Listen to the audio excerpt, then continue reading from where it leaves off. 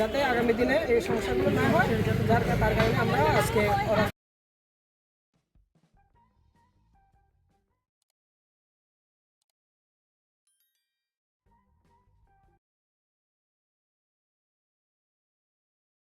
একটা খারাপ যেন প্রচন্ড খারাপ। কোন জায়গাতে? কোন রাস্তা? হাই স্কুল পাড়া, জলপা হাই স্কুল পাড়া।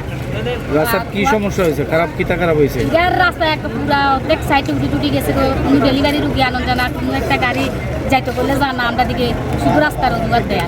আপনি রাস্তাটা দিয়ে যাই দেখেন, রাস্তাটা এত খারাপ, আপনি নিজেও যাইলে একবার যাইলে আরেকবার যেতেন মনে করতেন। কতদিন ধরে এই অবস্থা?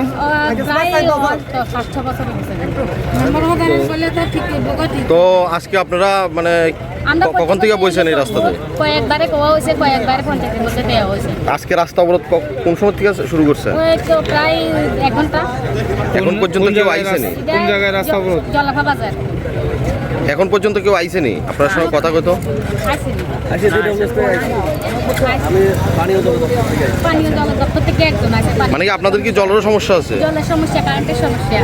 এর আগেও তো একবার দেখা গেল গত বেশ কয়েক মাস আগে একবার রাস্তা অবরোধ হয়েছিল, তো তখন তো আপনাদের আশ্বাস দিছিল যে এগুলো সমস্যার সমাধান হইব, হয়েছে না? আপনারা এখন কি করতে চাইছেন?